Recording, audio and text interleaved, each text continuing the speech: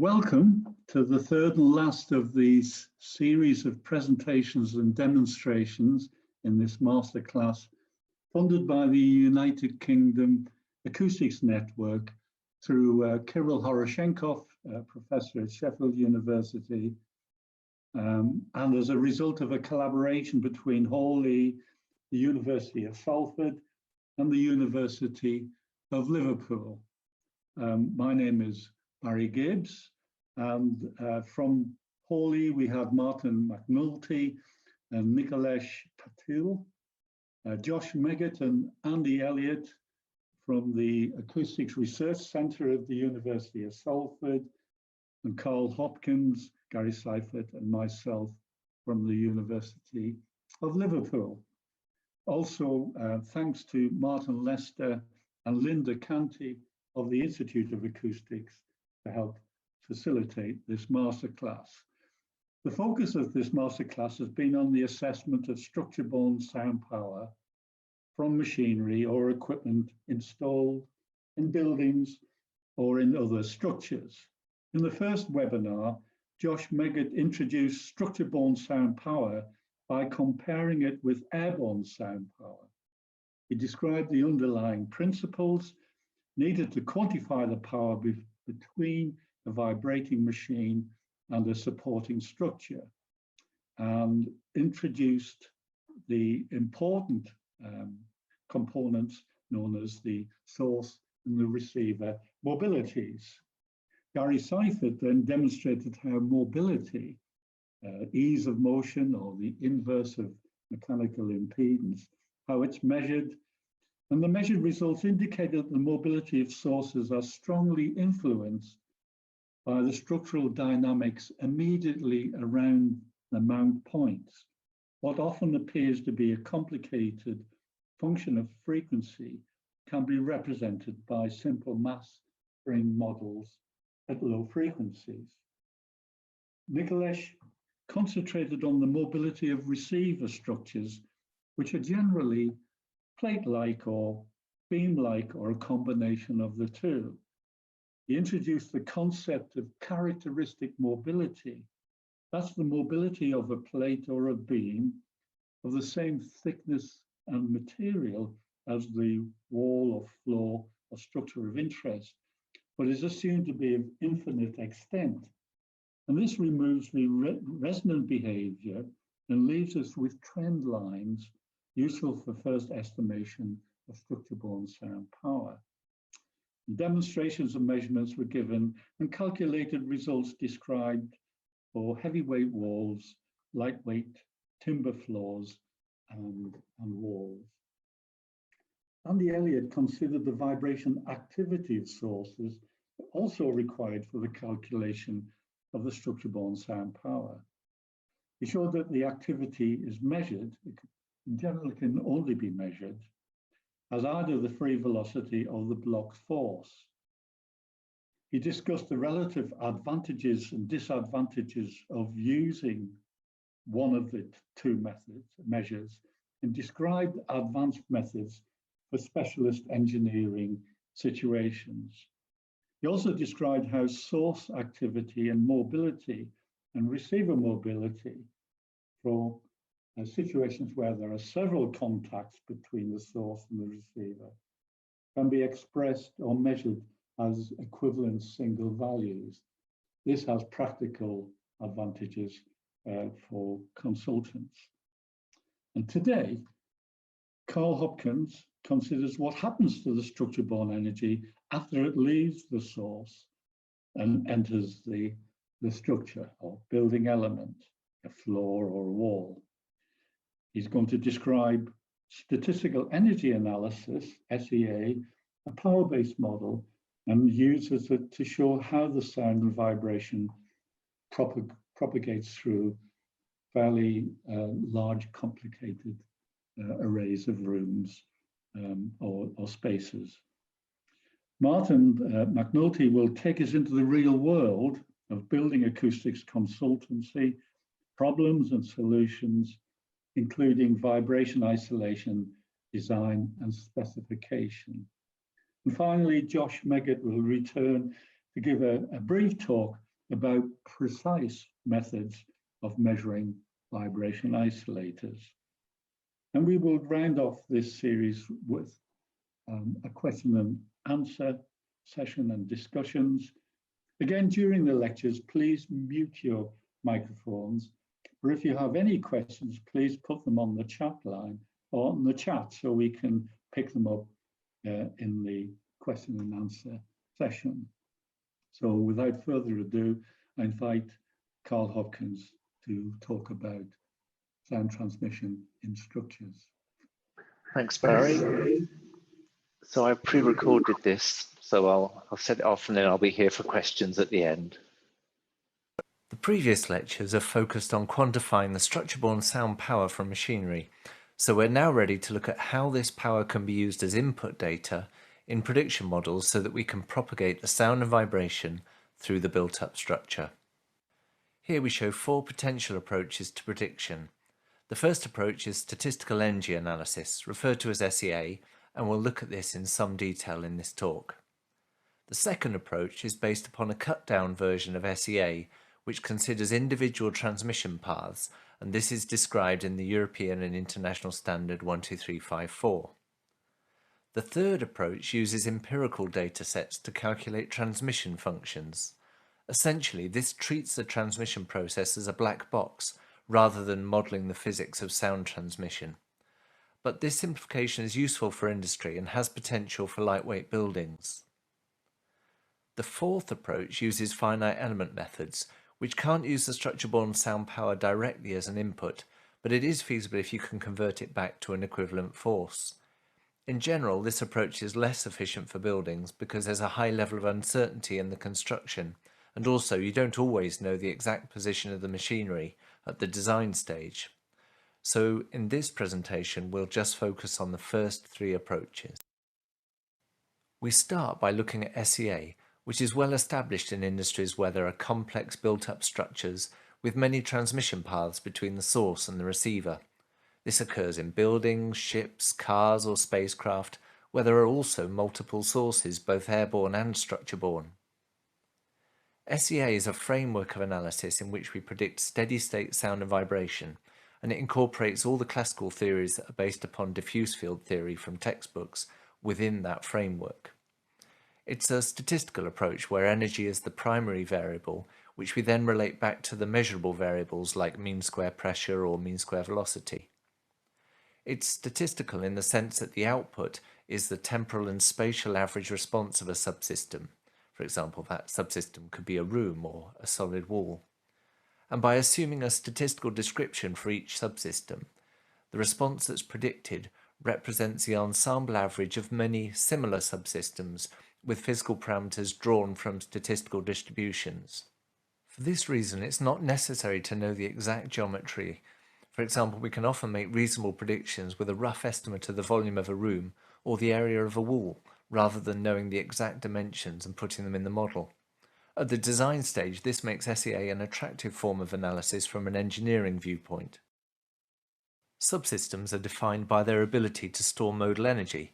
This is the response due to the modes of vibration which could be on a structure or in air.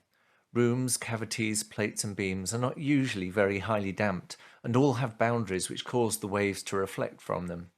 This means that the modes are excited on these subsystems and the response can be considered to be reverberant. For space subsystems, there's only one wave type, hence surfaces that define a room or a cavity usually define the subsystem. For structural subsystems, bending waves tend to be most important for sound radiation, and so the simpler SEA models tend to consider only bending wave motion. However, in-plane waves can be important for transmission over a longer distance, because the bending waves are often converted into in-plane waves at junctions of beams and plates. As bending and in-plane waves have different modal energies, each wave type needs to be represented by a separate subsystem. For example, a single plate representing a solid masonry wall can be represented by 3 subsystems, with a separate subsystem for bending, transverse shear and quasi-longitudinal waves. To gain some insight into SEA, we can start with a thermal analogy. The thermal analogy is a useful way of describing the transmission process because sound or vibration as a descriptor of energy can be considered as heat. If we heat the lower plate, then heat diffuses from the heated object, which has the higher temperature, to the connected plate that has a lower temperature, and the rate at which it does that is proportional to the difference in their temperatures. So if that grey coupling element was a thermal insulator of some kind, then the heated plate will be hotter, as indicated here by the colour red. We are now ready to make a link between the thermal situation and SEA, where our subsystems have a reverberant sound or vibration field, and the energy of those subsystems is associated with their modal response. Having noted that subsystems are defined by their ability to store modal energy earlier on, for each subsystem the modal energy could be considered as a kind of acoustic temperature. So there'll be heat flow from subsystems of high temperature to those of low temperature, and similarly with our analogy there'll be energy flow from subsystems of high modal energy to those of low modal energy, and this provides the basis upon which large built-up systems with more than two subsystems can be studied with SEA. Now, following the analogy on in a visual sense is not so far from a situation we might be interested in, where the power input in this multi-story heavyweight building is a washing machine, or perhaps it's a running machine like in a gym, and that floor is coupled by a column to a similar concrete floor above it. Let's now use the thermal analogy to consider different situations. We'll consider two coupling losses, one which describes heat radiation from each plate to the surrounding air, and the other that describes heat conduction via the grey connecting element. In the context of vibroacoustics for machinery in a building, we can consider the power input as a vibrating machine rather than a flame. We can consider sound radiation rather than heat radiation, and we can consider various degrees of vibration isolation rather than heat conductivity for the grey connecting element. So in these examples, hot could be thought of as high modal vibration and cold could be considered as low modal vibration. In this situation, we'll assume that there is low conductivity via the connecting element and that each plate has low radiation losses. This means that the heated plate can't lose heat very easily to the surrounding air, so the directly heated plate is hotter than the connected plate. But the connected plate is still quite warm because neither plate is losing much heat to the surrounding air. In the second situation, we'll change things slightly. Now let's assume that both plates have very high radiation losses to the surrounding air, and because of this, the directly heated plate is not as hot as before, and because the connected plate also has high radiation losses to the surrounding air, it loses a lot of heat that way, so it's relatively cool. Now we can consider a situation where the connecting element has high conductivity, but both plates have low radiation losses. As neither plate can lose much heat to the surrounding air, but there is high thermal conductivity, the result is that both plates are similarly warm. We can consider this as equipartition of energy. In the final situation, we have high conductivity and high radiation losses, which results in both plates being cool or cold. With the thermal analogy in mind, we can now move on to consider the fundamental SEA equations that relate power to energy. So when subsystem 1 is coupled to subsystem 2, the transmitted power from 1 to 2 is a fraction of the energy of subsystem 1, and that's defined by the coupling loss factor. In practice, there is the potential for power to be transmitted in both directions, and we are interested in the net power flow, but in some practical situations we can assume that the reverse flow is negligible. Now that we have the basic equations for power flow, we can apply them to a simple two-subsystem model. So let's take a floor, we'll call it subsystem 1, and a solid wall, subsystem 2, that are connected together at a junction, and add a structure-borne sound power input from, let's say, a washing machine into the floor, that's subsystem 1. The sketch of the SEA model shows the power input into subsystem 1 with the dissipated power due to internal damping, shown as W with subscript D for both subsystems. The arrows indicate the power transfer from 1 to 2 and 2 to 1, and from conservation of energy, the power balance equations can be written as shown here. In the first equation, the power into subsystem 1 plus the power returning to subsystem 1 from subsystem 2 equals the sum of the power lost to internal damping in subsystem 1 and the power transmitted from subsystem 1 to subsystem 2. In the second equation, the power transmitted from subsystem 1 to subsystem 2 is equal to the sum of the power that's lost to internal damping in subsystem 2 and the power transmitted from subsystem 2 to subsystem 1. And solving these equations gives us the subsystem energies, for which we need to convert the energy to practical variables. So for space subsystems, the energy is simply proportional to mean square pressure, and for structural subsystems, the energy is proportional to mean square velocity. Now, these mean square values are temporal and spatial average values. SEA doesn't predict a point-to-point variation within a subsystem. In practice, real structures have many subsystems rather than only two, and quite often the power is injected into more than one subsystem. So we need to solve the equations in matrix form. We could start by measuring the power inputs, so we can fill in the right side column vector, and then by calculating, estimating or measuring the loss factors, we can fill in the left side matrix, and then through matrix inversion we can calculate the column vector of subsystem energies. Now let's use this matrix approach to SEA to model a large heavyweight building where each room, wall and floor is considered as a subsystem. It's highly idealized. We'll assume that we can ignore the effect of the doors and windows on any vibration transmission. And to simplify matters further, we'll only model the heavyweight structure, so we're not going to include the wall linings, any floating floors, or any ceiling finishes. The 215mm thick masonry walls that represent separating walls run in one direction, and the thinner 100mm masonry walls that represent flanking walls run in the other direction. All floors are 150mm thick concrete, but because the ground floor is assumed to be built directly off the ground, it's very highly damped as it will lose all its vibrational energy into the ground. Let's start by considering an airborne source with a power input of 1 watt in the 50 Hz 1/3 octave band. A value of 1 watt is the upper limit of what might be expected for an extremely noisy airborne source, but the value is chosen just for convenience because we can always scale it down at the end if we needed to. So our source room is in the corner position on the ground floor, and on the right side of the slide we have a plan view of the ground, first and second floors. The inner rectangles in the middle of each room represent the sound pressure level according to the left side colour map, and the thin coloured lines around those rectangles represent the velocity level of the walls according to the right hand side colour map. Unsurprisingly, the source room has the highest sound pressure level, which coloured pink is 116 dB. But if I'd asked you to guess which room would be quietest, quite a few of you would probably have assumed it would be the most distant room, the one on the opposite corner on the top floor. Actually, the quietest room is shown in dark blue at 74 dB, and it's actually on the ground floor, but in that opposite corner of the building.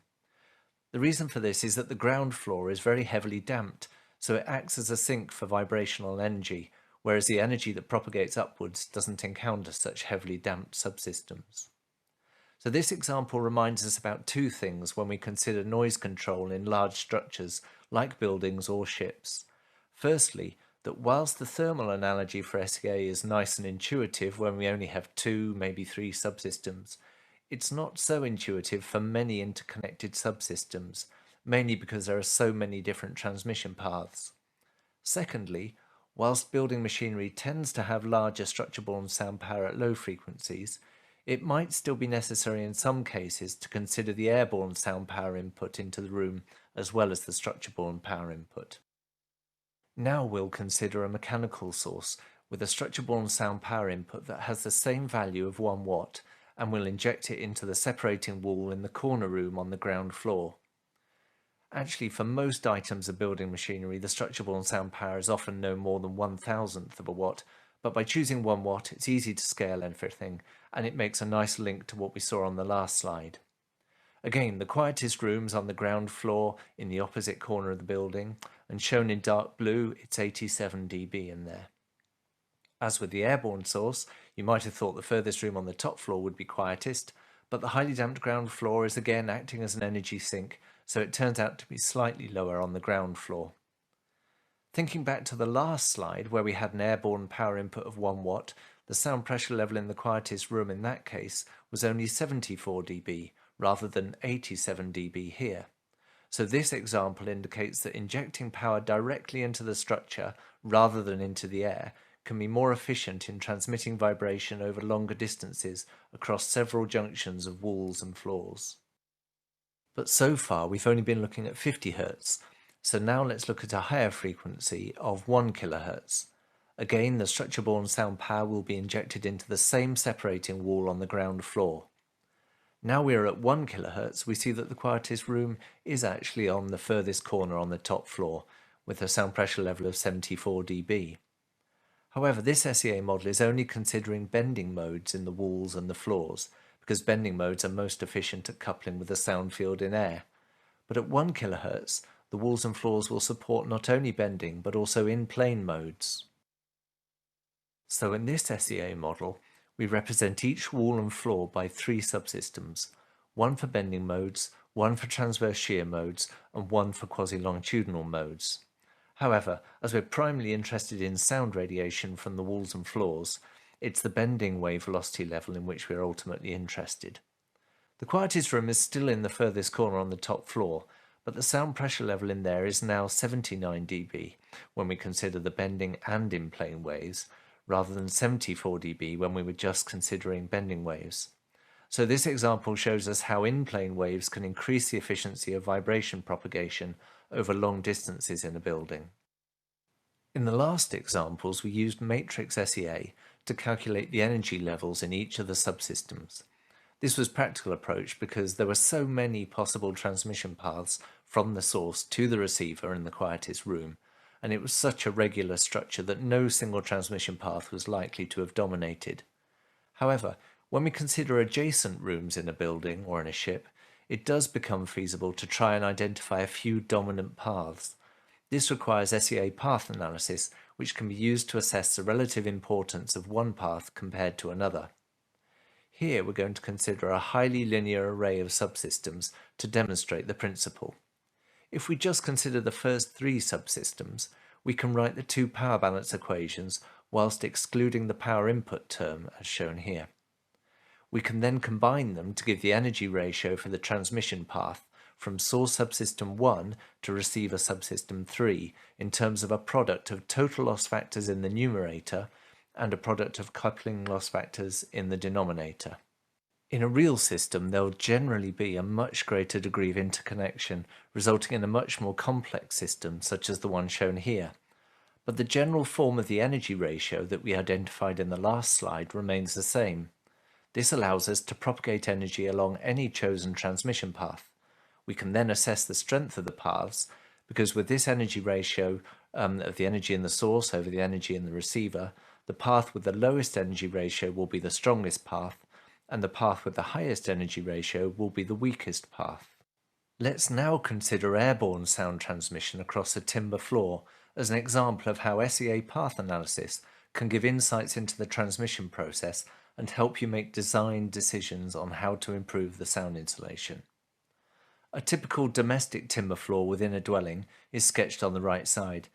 It has a sheet of chipboard as the walking surface, with screw connections to timber joists with a plasterboard ceiling underneath that's also connected by screws to the timber joists.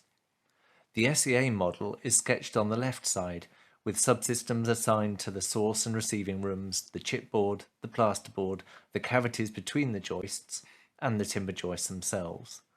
The airborne source of sound power will be injected into the upper room. Let's now look at the graph, which plots up the sound reduction index on the y-axis against 1/3 octave bands on the x-axis. We'll start by looking at the lower part of the graph, where the measured sound reduction index in solid black dots can be compared with the SEA matrix solution. In the low frequency range, the sound field in those long, narrow cavities is one-dimensional, such that we only need a cavity subsystem that considers the axial modes along that longest dimension. In the mid and the high frequency ranges, the cavities support 2- and 3-dimensional sound fields, so we use a cavity subsystem which has appropriate different damping and different modal density. If we use both SEA models, we get good agreement between SEA and measurements across the entire building acoustics frequency range. Now, We'll use SEA path analysis to gain insights into how the sound is transmitted across the floor. In the top part of the graph, the energy ratios from SEA path analysis have been converted into an equivalent sound reduction index for each path, i.e. the sound reduction index that would occur if sound was only transmitted by that one path. When we compare the paths, we recall that the strongest path will give the lowest energy ratio, which in this case is the lowest sound reduction index.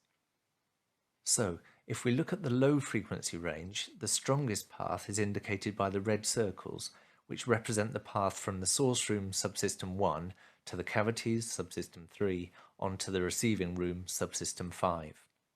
The coupling between the sound field in the room and the cavities is described by non-resonant transmission, also known as mass law transmission, because it doesn't involve stored modal energy in the chipboard or the plasterboard. Above 1 kHz, the strongest path changes over to that shown by the purple crosses. This represents the path from the source room, subsystem 1, to the chipboard, subsystem 2, onto the cavities, subsystem 3, and onto the receiving room, subsystem 5. And this describes the process by which the sound field in the room excites bending modes on the chipboard, which then radiate sound into the cavities, which is then coupled by mass law transmission to the receiving room below. Above 2 kHz, the strongest path changes, but now there are two paths that are both quite strong. The stronger of the two is shown with orange squares, and this represents the path from the source room, subsystem 1, onto the chipboard, subsystem 2, into the cavities, subsystem 3, onto the plasterboard, subsystem 4, and into the receiving room, subsystem 5. And this describes the process by which the sound field in the room excites bending modes on the chipboard, which radiate sound into the cavities, which then excites the bending modes on the plasterboard, which then radiates into the receiving room below. The other strong path is shown with green triangles, and this represents the path from the source room, subsystem 1, to the chipboard, subsystem 2, to the timber joist, subsystem 6, to the plasterboard, subsystem 4, and onto the receiving room, subsystem 5. This describes the process by which the sound field in the room excites bending modes on the chipboard, which excite the bending modes of the timber joists, which then excite the bending modes on the plasterboard, which then radiate into the receiving room below. So having identified the strongest transmission paths over different parts of the frequency range, we can consider what changes could be made to the construction to try and improve the airborne sound insulation. In the low, mid and high frequency ranges, all the strongest paths involve the sound field in the cavities. So we could put an absorbent material into each cavity, such as a fibrous quilt, to try and increase the absorption and therefore increase the overall sound insulation. Once we've added that absorbent material, we'd expect the paths shown with green triangles to become more dominant across the mid and high frequency ranges, and therefore we'd need to consider decoupling the chipboard and plasterboard from the timber joists. One possibility could be to use resilient hangers for the plasterboard instead of rigid screw connections. As noted earlier, in the field of building acoustics there is a series of European and international standards, EN ISO 12354, that essentially uses a cut-down version of SEA path analysis.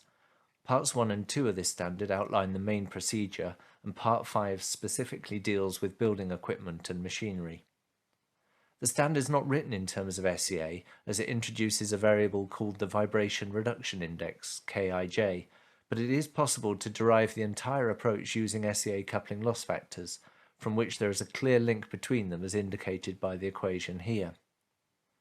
The model only considers transmission paths that cross one junction, so that makes it useful for adjacent rooms, but when there is noisy or vibrationally active equipment, then we often tend to site that in a room well away from habitable rooms in a building, so the receiving room of interest may no longer be adjacent to the source room. In addition, the model's not really well suited to considering wave conversion from bending to in-plane waves at junctions, and we've seen how important that can be. Hence, you should be wary of empirical fixes to try and extend the path length in EN 12354, because it's time-consuming and often inaccurate, and so for this reason, matrix SEA is a better option. The model in EN ISO 12354 only considers structure-borne sound transmission paths that cross one junction of walls and floors, as indicated in the sketches here. This is relevant to adjacent rooms when you consider the sound insulation between neighbours.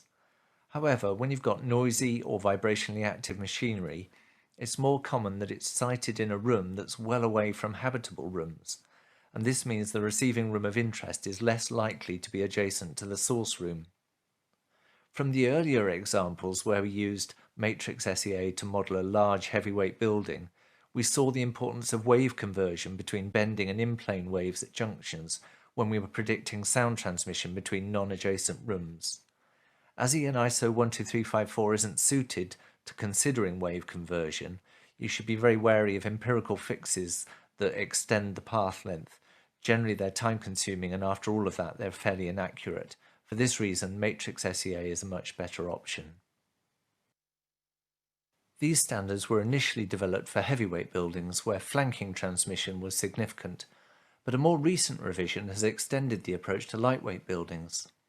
However, for service equipment, there was a perception from some industry sectors that the combination of measuring structure-borne sound power and prediction modelling was beyond their capability or experience. And for this reason, the concept of transmission functions was developed so that a simple empirical model could be used to quickly calculate sound transmission from machinery in a building. Because many timber frame and light steel frame structures have relatively complicated junctions compared to heavyweight structures, this was intended to encourage these industries to adopt this simpler form of modelling. The transmission function relates a measurable input from the structure-borne sound power that's injected into a wall or a floor to an output of practical interest, and that's the spatial average sound pressure level in a receiving room.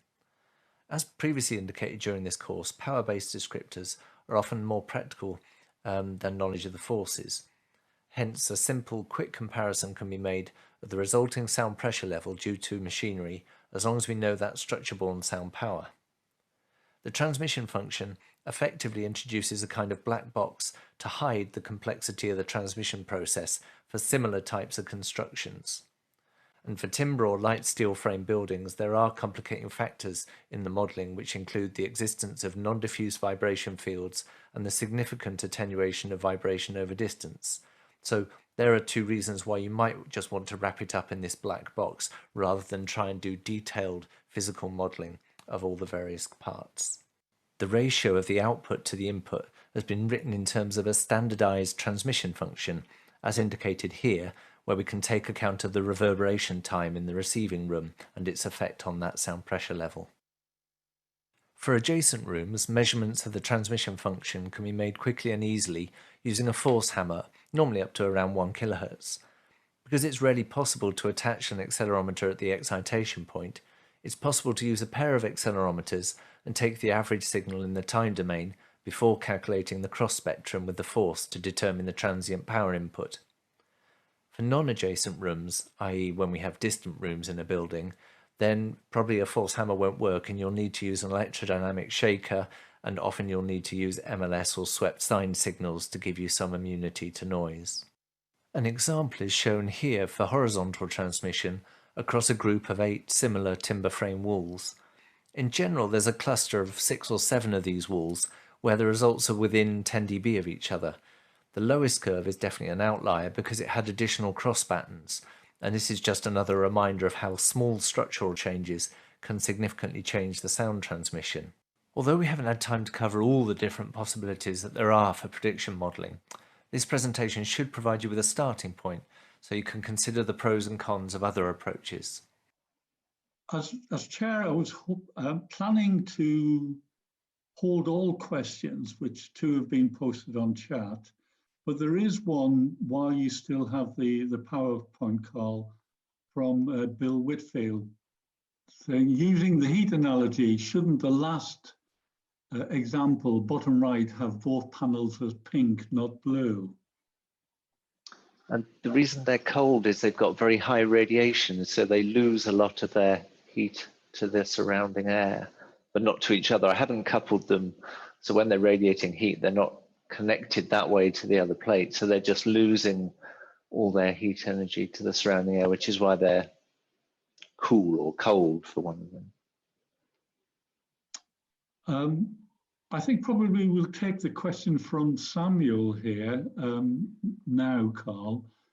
Could you please explain in more detail the non-resonant transmission transfer path from room 1 to cavities?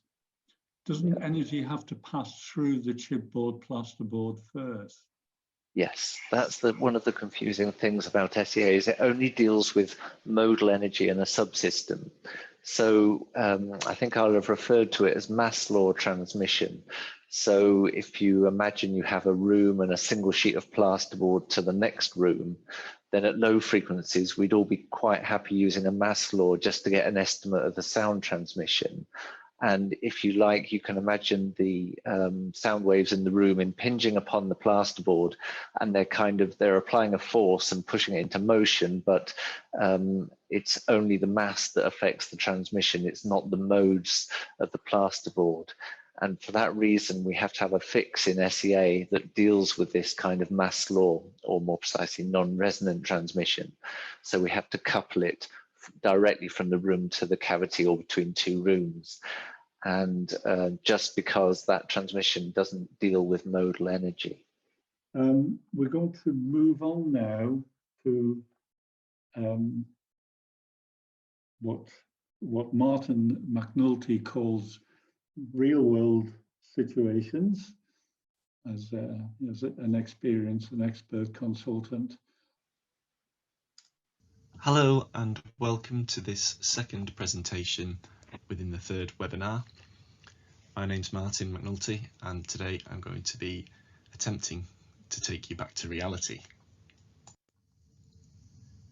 So really this means having a run through some practical applications, considerations, and have a look at some case studies before finally rounding off briefly on the topic of isolators, which should hopefully glue some of the aspects of our learning that we've encountered this week.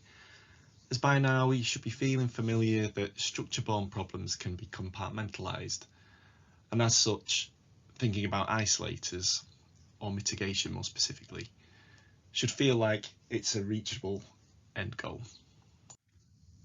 So let's kick off by considering a term, a problem often encountered in acoustics, where we have to specify for whatever reason a floating floor. It might be to control ground-borne noise from trains in the absence of full building isolation, or it might be for the purposes of increasing sound insulation between some rooms. And when we do exercises like this, it's not uncommon for floating floors to be specified with a bearing or system natural frequency, but this frequency could be the same for a heavyweight or a lightweight system if we tune the isolator stiffness. So which is better?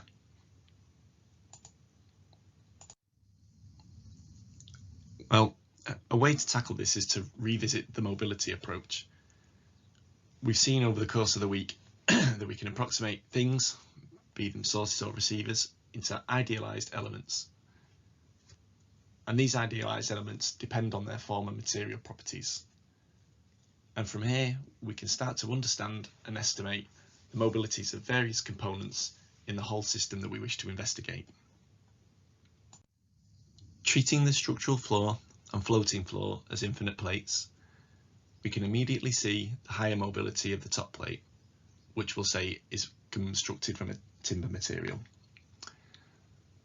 When we lay these mobilities over the mobilities derived from an FE model, we see a reassuring fit through the middle and notice the modes are more packed in within the plot on the right for the top slab.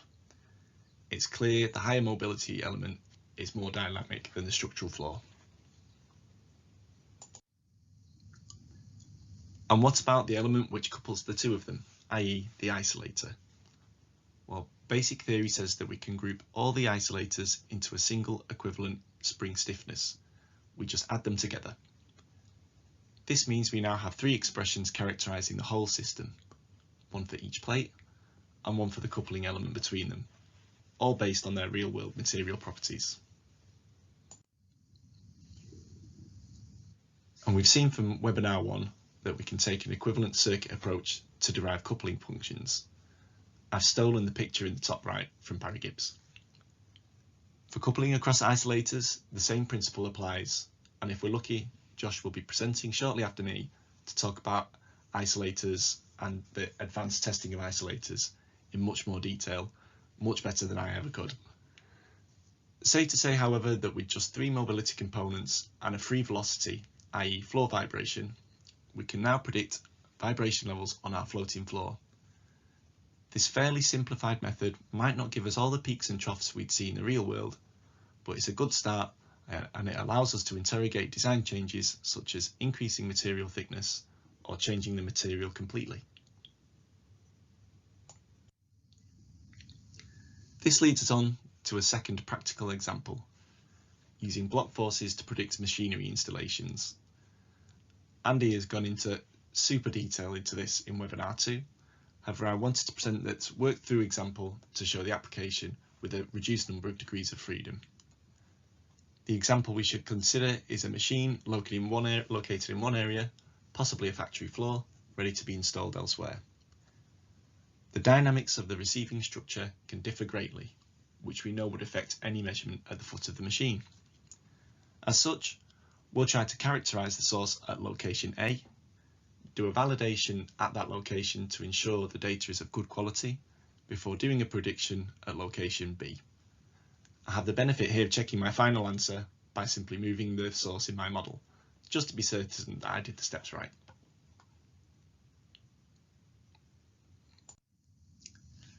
So I've boiled this whole process down into 6 steps, and I'd recommend those who want to look at this in more detail to review Andy Elliott and Andy Morehouse's work, as well as the now standardized approach.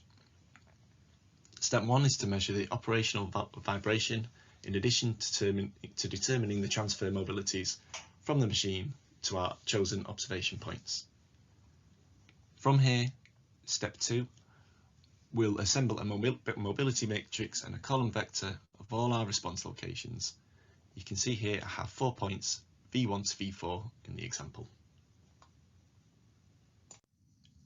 For step 3, we invert our matrix and we multiply it by operational velocities, and there you have it, we now have our block force. The source is characterized. Before we move to location B, we can choose another measurement position and predict the response at this location. By doing this, we serve as an onboard validation mechanism to ensure that our data is good and transferable.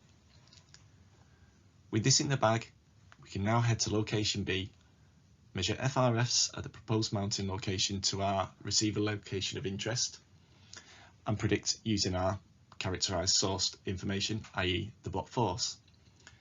In my simulation, in the chart on the right, I have highly accurate agreement.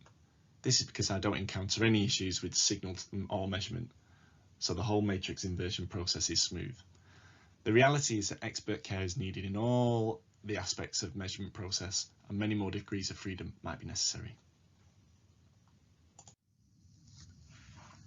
Staying with block forces, we'll now move on to some real-world case studies.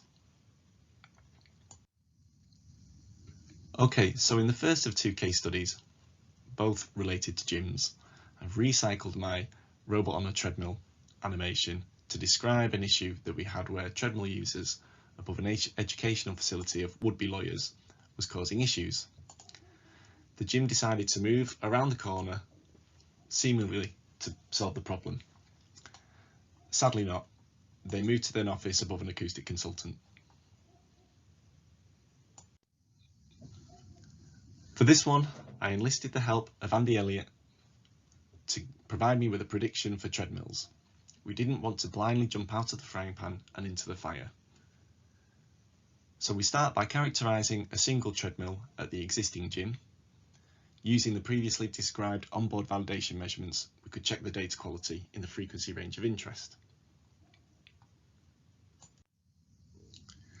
We then headed to the receiver, to the proposed gym around the corner, and we had a night of whacking the floor slabs with a force hammer in the proposed treadmill locations. This gave us our vibroacoustic transfer functions between source and receiver, the receiver being the acoustic consultant's office.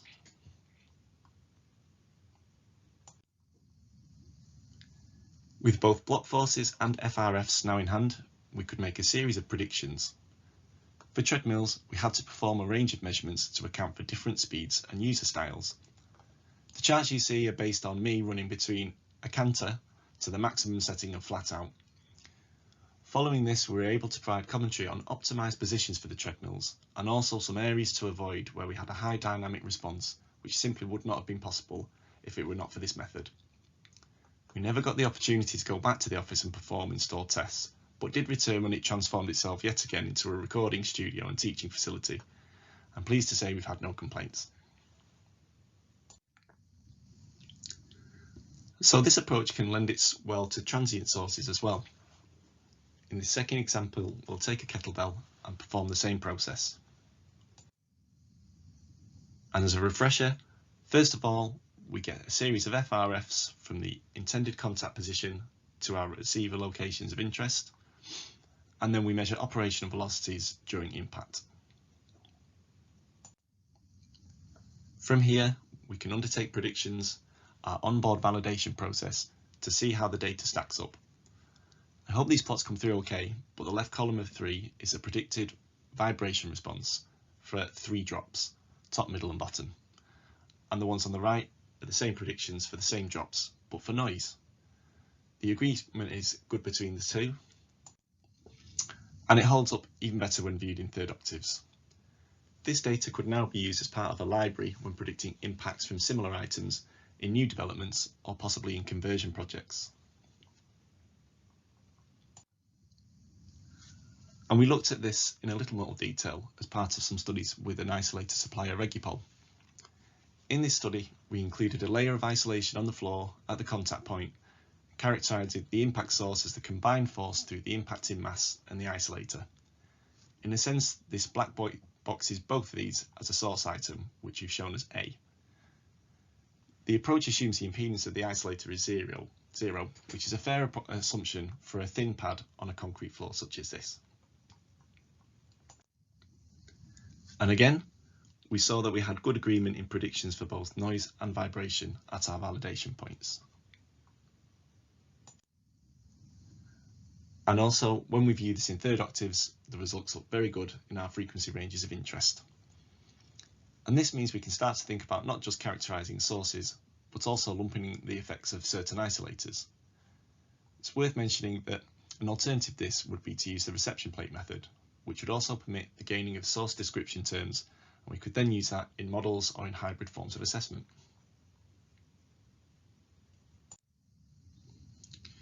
So that rounds up my summary of case studies and practical applications. So far we've seen that we can use speedy methods and/or more time-consuming experimental means to get to our destination. The practitioner has to weigh up the relative merits of both before embarking on such a study. And my advice is that whichever route you choose, you should always keep approximate methods in your back pocket, as you can always sense check your results. Now this brings us on to the topic of isolators. And we'll start with some basic vibration isolation theory. And the most common form is to reduce our system of interest into a linear mass, spring and damping element. And when we consider machinery, normally we think about 3 things.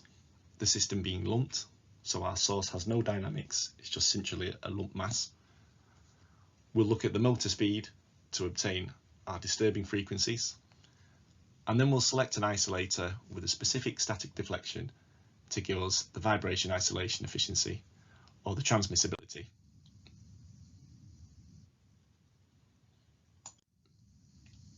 And for those of you that are familiar with this type of exercise, you'll also be familiar with the transmissibility curves that we've shown on the right.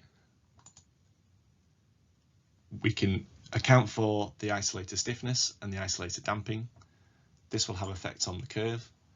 We'll have a peak at our natural frequency, and the height of the peak will decrease if we increase our damping, though this comes with a cost with increased transmission in the upper frequency region. If we have a transmissibility above 1, we have amplification, and if it's below 1, we have attenuation. And that's all well and good, but when we look at a single degree of freedom, what we really do is we blur out all the behaviour that we might see in the real world. In many cases, we have to make an assumption that the base is rigid, so it doesn't count for the receiver. And since we sometimes deal with single frequency disturbing frequencies, it's difficult to gain any meaningful vibroacoustic predictions beyond the point of contact. So we need a different method. And one way in which we could develop this is we could perhaps apportion some mass and stiffness element to our structural floor. And we can see there are some benefits in doing that. We can play around with the different stiffness values, the isolator value, and perhaps whilst trying to avoid coincident resonant peaks, we can maybe tune our transmissibility to be greater than that of a single degree of freedom system. But again, there are difficulties in idealizing things as lumped masses because the dynamics of the source and receiver side of across the isolator might differ, and you would get a different vibration response depending on where you were situated.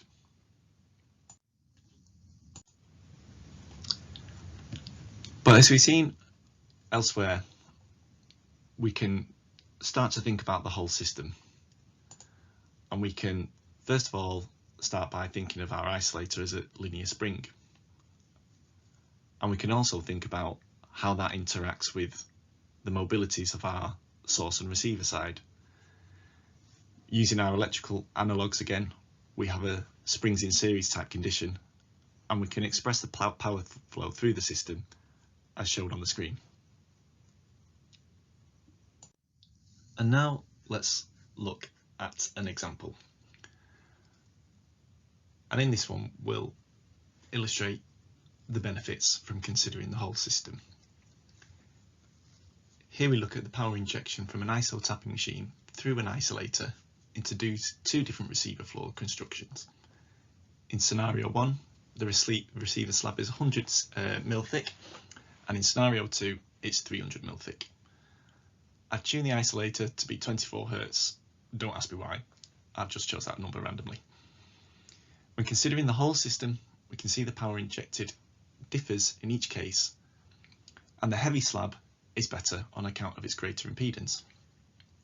This emphasises the shortcomings of the single degree of system model, as the results clearly differ depending on the installation.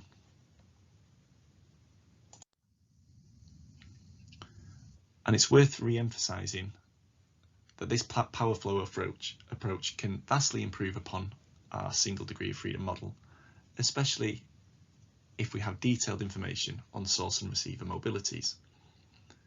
That said, you recall that we always have the fallback position of infinite plates or infinite elements or characteristic elements, depending on what type of installation you're looking at.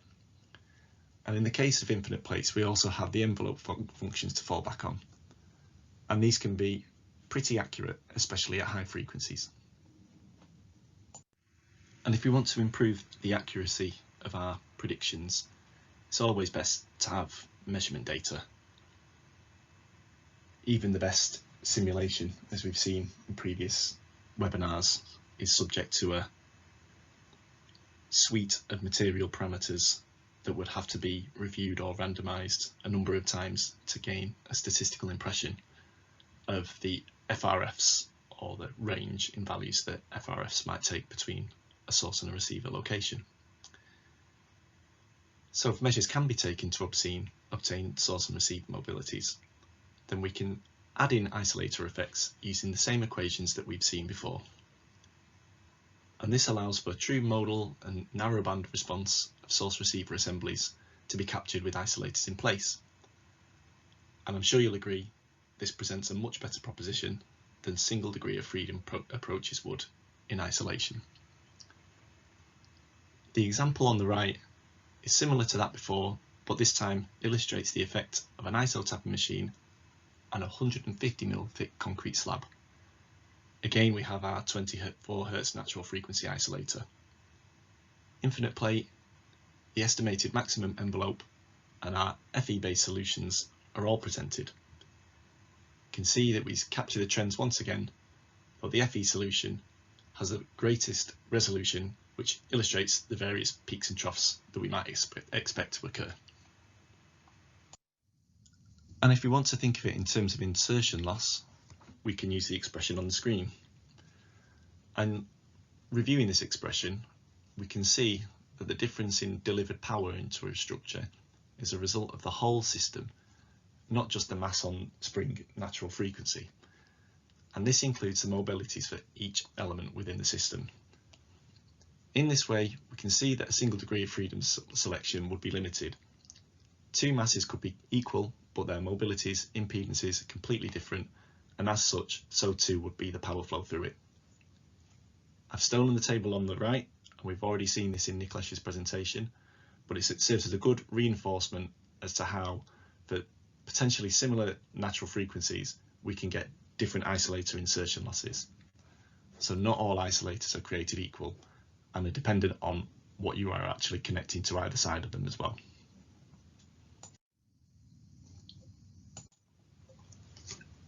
And stepping out of the infinite plate approach, we can see in the charts before us the benefit of going the extra mile to understand the frequency response between source and receiver through the isolator.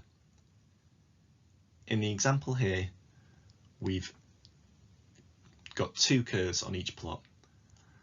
We've got the black curve, which shows the results of an FE simulation through the whole system, and we've compared this to the mobility method, where we combine the individual mobilities for the source, the bottom plate, the isolator, the spring shown in the top right picture, and the receiver, which is the top plate. We analyse these mobilities separately and combine them using the types of equations that we've seen in previous slides. And we can see here that the result between the two is excellent, not just immediately through the isolator, but also at transfer locations elsewhere on the top plate. So whilst we can still use our simple expressions, we can take this to a whole another level and allow for a greater degree of accuracy, which might be important in certain critical areas. And before I hand over to Josh, I thought I'd talk about some limitations of making simple expressions, so simple mobility expressions for everyday isolators. Isolators can come in many forms. Without being exhaustive, we could think of pads or elastomers, we could think of helical springs, or maybe an air-sprung tight system. And a behaviour that's common in elastomers or rubber-based products is that of a nonlinear response. We all might be familiar with Hooke's law, where the force is proportional to the stiffness times the deflection. However, in elastomers, this can overload and we can get a hardening, and our linear response, which we've got an example of in the left-hand plot, can start to deform, and this affects our transmission. I've shown some examples from this from a paper from Liverpool Uni in the middle and on the right-hand side.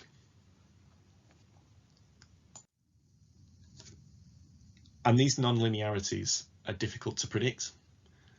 So we probably need a method, if we can go to the degree of effort to characterize sources and receivers, we probably start to need to think about isolators in a more advanced way too. And with that, I'll wrap up my presentation. I'll say thank you very much for listening. I'll take any questions you have, and hopefully Josh will be around later to talk about isolators in some more detail.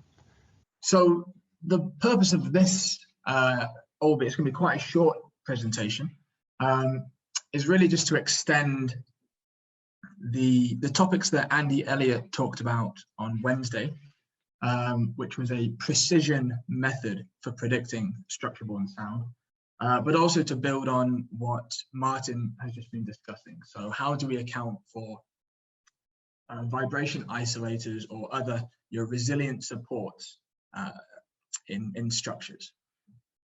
So I'll start by recapping what Andy talked about on Wednesday. So Andy introduced a precision method for structure-borne sound prediction. The first step in this method involved characterizing the blocked force of a vibration source. And unlike the power-based approach that we talked about before, this approach was based on an in situ measurement. The equation that we use, if I can get my laser pointer, is the one presented here. So the blocked force is given by the inverse of a mobility matrix multiplied by an operational velocity vector. So this is quite a nice straightforward equation to implement, and it gives us an independent descriptor of the structural source activity in terms of its blocked force. Andy then talked about how once you've got the blocked force of a vibration source, we can use this to make an operational response prediction in a new assembly. So it doesn't have to be the assembly in which we characterize the blocked force. We can predict the response in a new assembly. And that's what we're trying to highlight with this second equation here, where the subscript D is just to indicate that we're looking at a different assembly now. But you can see, in order to make this prediction, we need to have this mobility. This is we call this the forward mobility. It's the mobility we use to make a response prediction, but importantly, it belongs to this new assembly.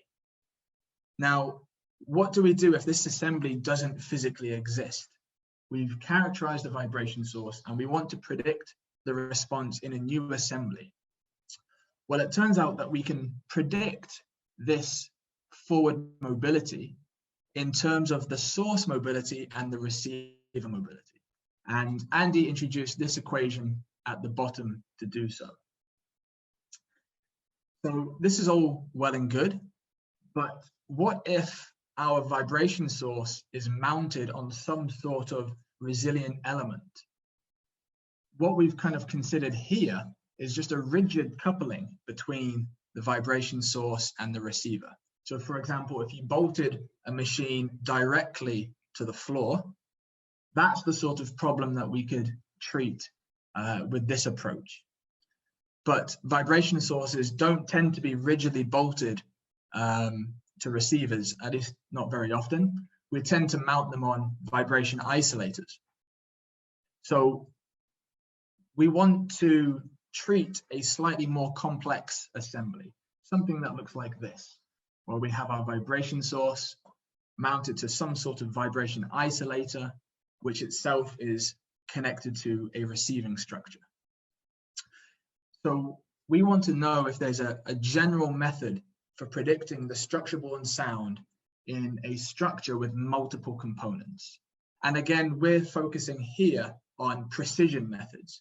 We've already seen that you can adopt an SEA-based approach if you're using power flow and that kind of engineering approach. But here we're going to focus on precision methods. So we're kind of building on what Andy talked about on Wednesday. So we're interested in whether there's a general method for predicting structure-borne sound in a structure with multiple components. And there is a method, and it's based on a technique or a method that we call dynamic substructuring. So dynamic substructuring is a broad class of methods that we can use to assemble individual components to form an assembly. And we can apply this dynamic substructuring method to the sorts of quantities that we've been introduced to so far. So we can use dynamic substructuring to take the mobility matrices or the impedance matrices of individual components and bring them together to form an assembly. So if we consider the kind of source, isolator, receiver structure to the right, if we have the mobility or the impedance matrix of each component, so that's the source, the isolator, and the receiver, we can predict the coupled transfer function using this equation here. So what do we have in this equation? So the central matrix is a diagonal matrix that contains the impedance of each component. You'll see in the top and the bottom, we've got the source mobility and the receiver mobility. But importantly, we're taking the inverse of these quantities. And we've already seen that the impedance matrix is related to the mobility matrix by inversion. So this ys to the -1, this is actually the impedance matrix of the source. And likewise, yr to the -1, this is the impedance matrix of our receiver. So we have this diagonal matrix which contains the impedance matrices for each component.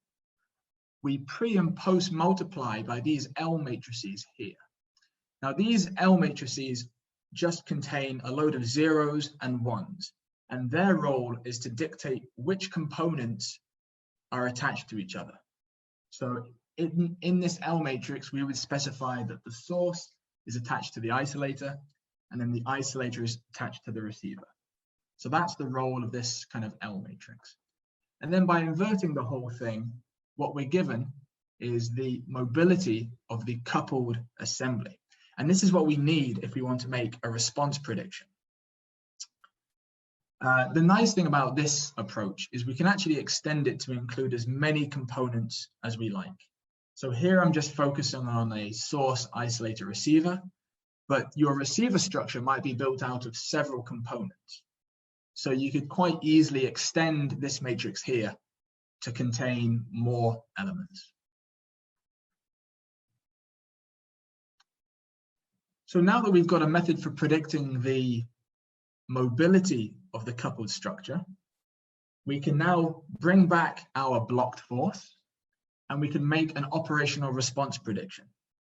So our kind of structure-borne prediction method at the moment looks like this. The big bracketed term represents the coupled mobility, and then we have our blocked force of our vibration source. And then this will give us the operational response of the assembled structure. So what do we need to do this? So you can see we need a free mobility for the vibration source. We need a free mobility for the receiver structure. And we also need the blocked force of the vibration source. And we've kind of already talked about those quantities through these webinars. In fact, you've already seen how you would go about measuring the free mobility of a structure, or perhaps how you might model it using simple analytical expressions.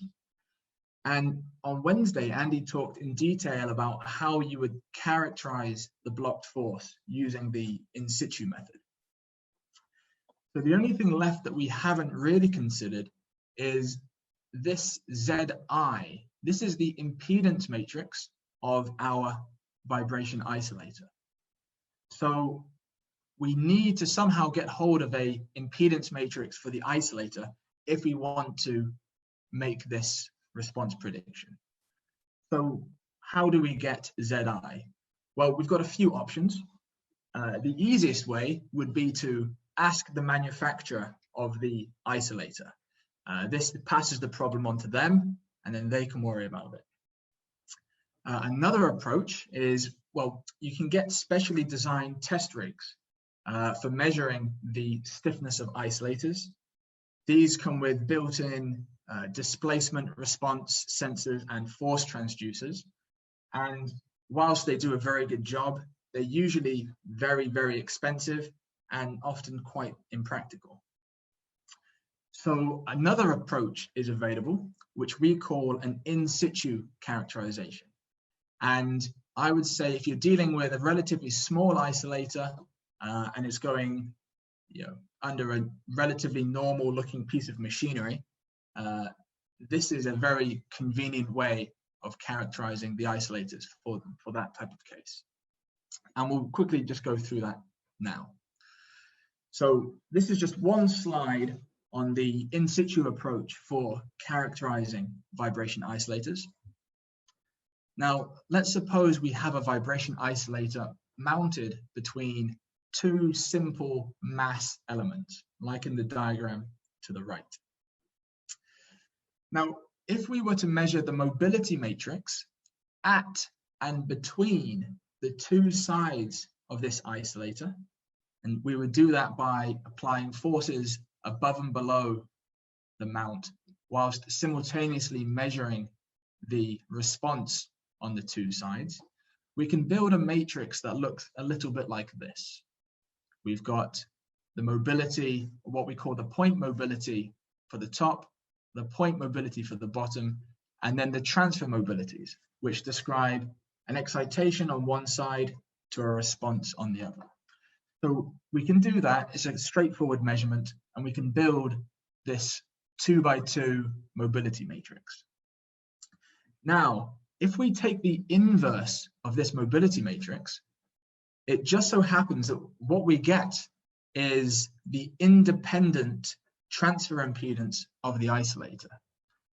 So this is a very neat trick. What we're doing is we're measuring the mobility of this mass isolator mass assembly. So these mobilities represent properties of this entire assembly. But when we take the inverse of this very small matrix, we actually get two components, which are highlighted here in red, which aren't properties of the assembly, they're properties of the isolator. So we've managed to extract isolator properties from the assembly.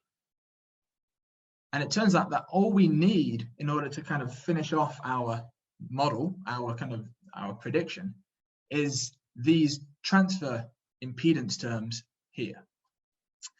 So if we have the transfer impedance of the isolator, which we can get using this simple matrix inversion, we can then build the isolator impedance matrix, which is what we've done just here. So using this in situ method, we can get our isolator impedance matrix really quite straightforwardly. So now that we've got that, what does our response prediction look like? So our problem now looks a little bit like this. We've just substituted in our impedance matrix for Zi, and now we can kind of identify all of the terms again. So what have we done? We've characterized the vibration source in terms of its free mobility, Ys, and also for its active properties, the blocked force. We've characterized the receiver structure also by its free velocity. And using the in situ method we just discussed, we've also characterized the vibration isolator. Now, importantly, all of these properties are independent properties of the component. Okay, and that's very important. We're trying to predict this response, this velocity response, based on component level data. And that's what we have in this equation here. So let's look at a practical example. I say practical, it was a lab example, but it's with real measured data. So you might recognize the shape of this pump. It's cropped up a few times in these webinars.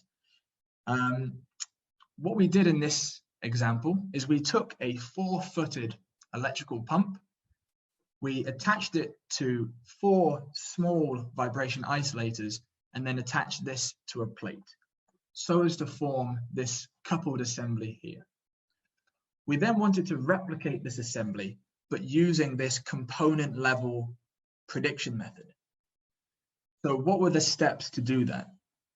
The first step is to characterize all of the components. So we had to characterize the blocked force and the free mobility of the source, the free mobility of the receiver, and then the impedance of the coupling element. And we've covered all of the methods to do this. The blocked force, we use the in situ method. The free mobility, we use, we'll suspend the pump on springs or from bungee cords and measure it with a modal hammer. And we might do something similar for the mobility of the receiver structure. And then we use the in situ method for characterizing the isolators. So once we've characterized all the components, the next step is to predict the coupled assemblies transfer function.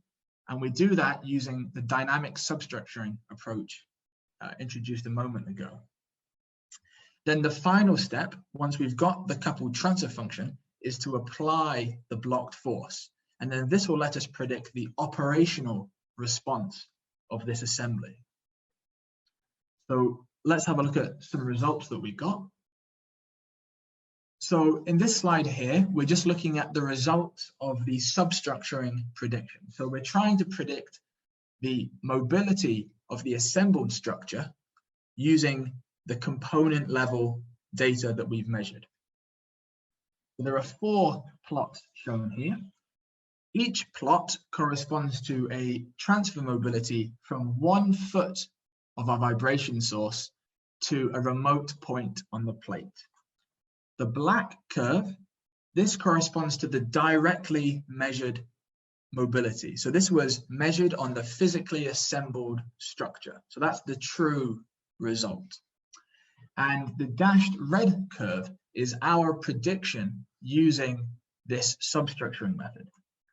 And you'll see we get pretty good agreement from, I think this goes from 20 hertz up to about 3 kilohertz before we start to head into this really noisy region here. So that's looking pretty promising. We can predict the coupled assembly transfer function using this kind of dynamic substructuring approach. Now all we need to do is introduce the blocked force. Now, if we introduce the blocked force and we multiply it, or we multiply our coupled mobility by the blocked force, what we do is we predict the operational response of the assembly. And that's exactly what we have here. So there are a few different curves on this plot. So again, the black curve corresponds to the physically assembled structure. So this is the true operational response that we're trying to predict. The red curve corresponds to our component level prediction, which uses the blocked force and the substructured mobility. And you'll see that we do a pretty good job at predicting the operational response. In the top plot, we've got the narrow band response, and down below, we've got the third octave band result. And the black dashed lines correspond to, I think it's plus or minus 5 dB. So from 20 hertz up to, looks like 4 kilohertz, we're within plus or minus 5. And most of the time, we're actually much closer than that. So there's also another plot in these figures, which is the blue one. Now, the blue plot is similar to the red. The only difference is that we're not using a substructured mobility. Instead of using the substructured prediction, we're just using a direct measurement. So the difference between the blue and the red comes down to the substructuring prediction from the previous slide. But in any case, the results all tend to agree very well with the measured response. So this is great. We can predict the response of the assembly without necessarily having to build it physically. Okay, the red prediction is entirely kind of virtual. You could get that without ever assembling the structure. And this is particularly useful because what it lets us do is look into design changes and what would happen if we replaced this component with another component and things like this. So here's an example of that kind of application. So what we did is we characterized a number of different isolators using the in situ method, and we got a stiffness or a transfer impedance for each one. Then what we did in our kind of substructuring prediction, we just replaced the isolators with different ones. And for each isolator, we made an operational response prediction. And that's what's shown on the right-hand side, again, in narrowband and third octaves. So the assembly that we started with was the black curve, and the red, the green, and the blue correspond to different assemblies with different isolators installed. Now, we haven't verified these. These are just to provide an example of the sort of design changes you can look into. Although, given the agreement we got on the previous slide, they're more than likely quite reliable. So anyway, hopefully you can see how this can be a very useful tool for kind of vibroacoustic design problems. Actually, if we wanted to, we're not limited to changing the vibration isolators. We could also replace the receiver structure with a different one. For example, if you were using a infinite plate model, like the ones Nicolesh talked about on Monday, you could play around with the stiffness or the material properties of your receiver and do a similar kind of comparison between the results. So that's all I wanted to talk about. So I'll just summarize with a few of the key points. First of all, we can use dynamic substructuring methods to predict the transfer function of a complex built-up structure with any number of components. And we've seen that here for a simple example with a 4-footed pump resiliently coupled to a plate. And when we combine this transfer function with blocked forces, we can predict the operational response of an assembly. And we can do this using component level data. And importantly, there's no need to have the physical structure. It's an entirely kind of virtual prototype, you might call it. And finally, something that I didn't really show in any detail here, but it's worth mentioning. The precise approach kind of described here for a structure-borne prediction, it retains all of the phase in every calculation step. And this is very useful because what it lets us do is oralize the operational response. So here we've just plotted it as a kind of time averaged quantity, but if with a few extra steps, you can retain all of the time domain information, and then you can replay the operational response as a sound file. And for example, you could use this to assess sound quality, or what you might do to the structure, what modifications you might make to improve the sound quality, and things like this. So that's everything from me for this one. It was only a brief presentation, but I'd be happy to take any questions. Martin, just it's jumping back to your testing in the source and receiver rooms. I guess in my experience, like it involves running large lengths of cables, but I was just thinking, is that what you did, for your source and receiver measurements, or did you have any wireless accelerometers involved? No, we had cables, lots and lots and lots of cables. I think when Andy rolled up to site, it looked like we were going to go fishing. We had that much cable, but there were checks that we could do and did do as part of the measurement process. So I mean, you always worry when you're running cable everywhere about the sort of condition of the signal. But when we do the sort of FRFs and we have to travel quite long distances, we can just check for the coherence. So the coherence will tell us where our frequency range, our usable frequency range applies, and then we tie all that together. So it will put a limit on the range of values that we can use. But thankfully, for the sort of low frequency stuff that we were looking at, it was fairly unaffected. And I guess I'll just put it out to everyone who's here.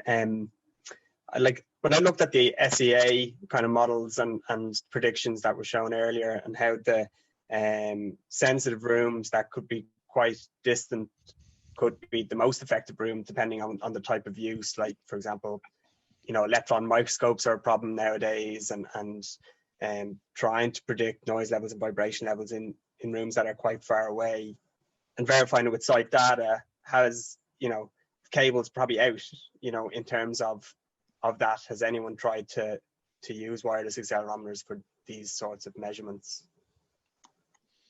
Can I call back all the presenters, Carl, and as well as Martin and Nick? Do you want to address that one, Carl? I haven't used wireless accelerometers, but yes, it is true that for machinery, often you're not always looking at the adjacent room. So yeah, that was the idea of the examples with the SEA prediction model.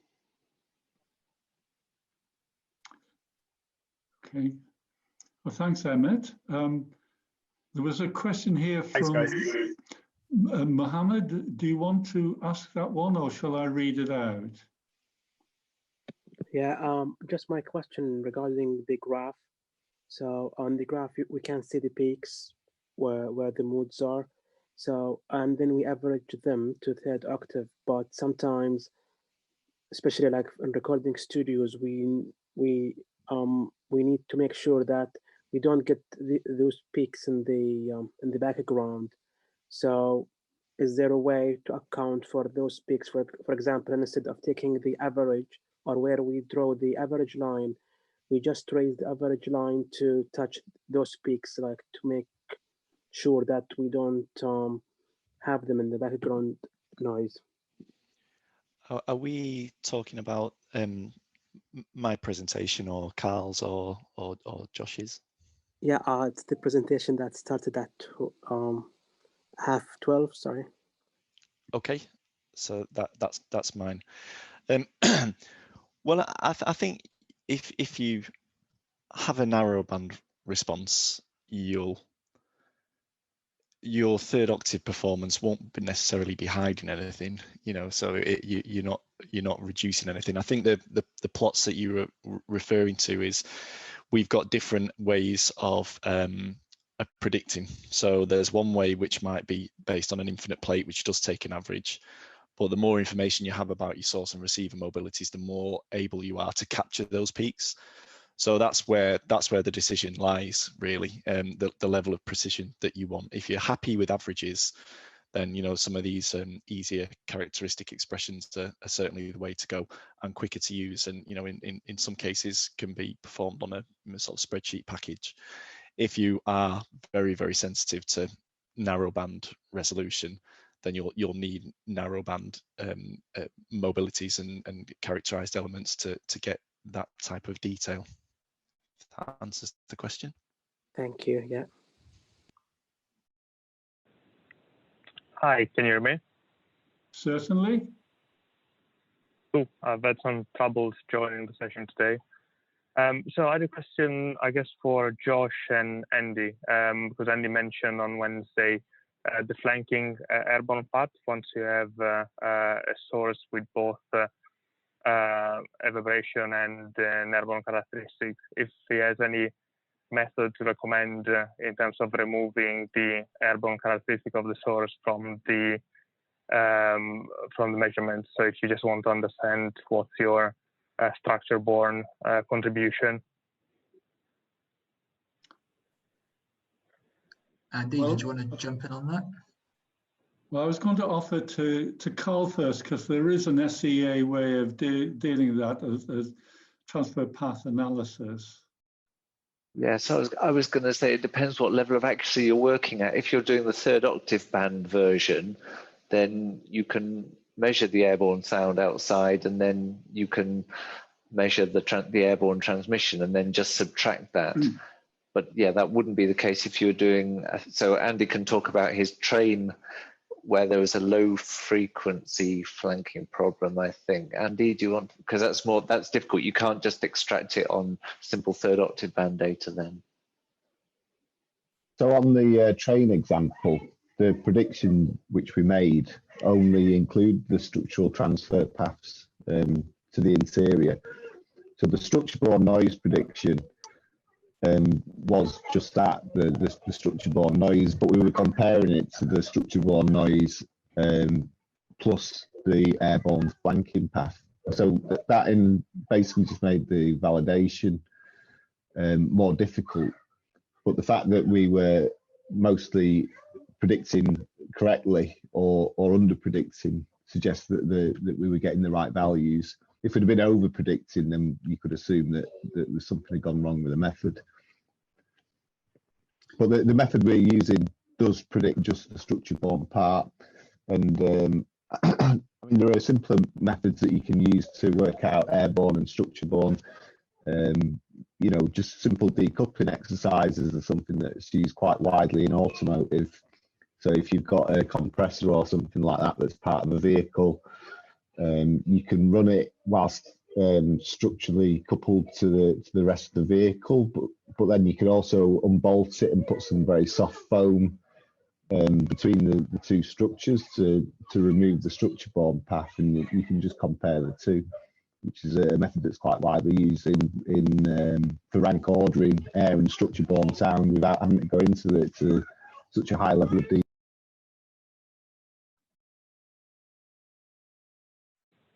So I would add just to that, when you characterize the blocked force, you're using structural velocities to kind of determine the blocked force, and you generally don't get much contribution.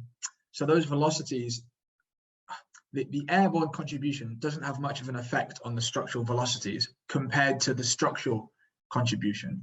So you don't tend to get much of the airborne contribution affecting the blocked force. So because of that, you can treat it entirely separately.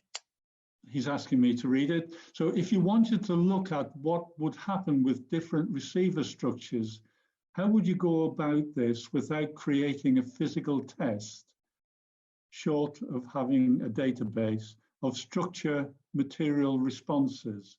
What kind of accuracy would you need to have with the predicted or simplified response function? Is this in the scope of ISO 20270?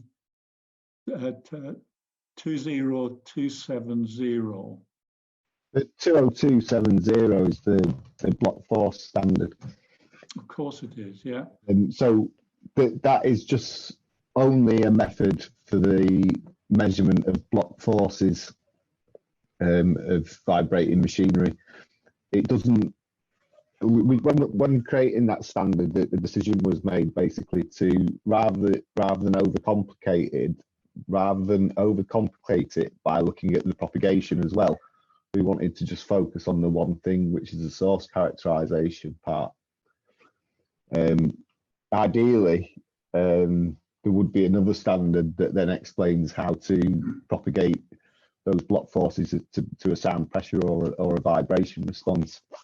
But there is no standard for that at this moment in time, but there are many journal papers which we could share references to which describe that process.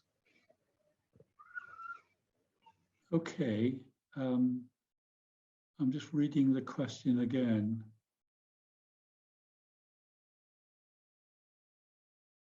Okay, thanks, Andy.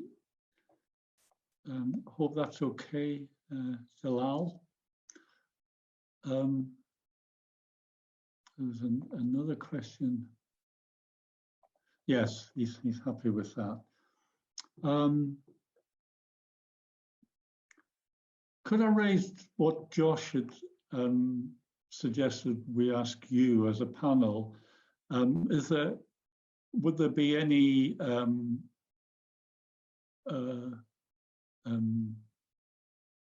enthusiasm for a further webinar on an area of that you would like covered? It's an open question. It's a difficult one because it's an open question, and people might not find it easy to frame the answer.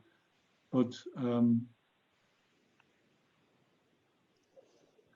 there is the opportunity after this broadcast that you may want to express a wish for further webinars on this general area or not, and in what area, and possibly if you give an indication of your background, what case studies have you encountered where existing methods don't seem to help you.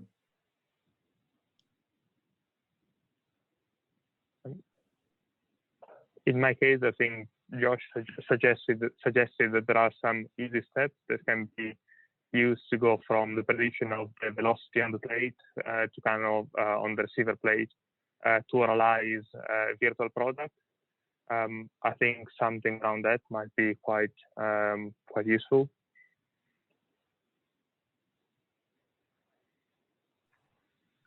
So that's kind of the precision approach, with the final result being a normalization of the structure whilst it's operating. Yeah, correct. So the application of the in-situ block forces to the realization of the virtual product. So.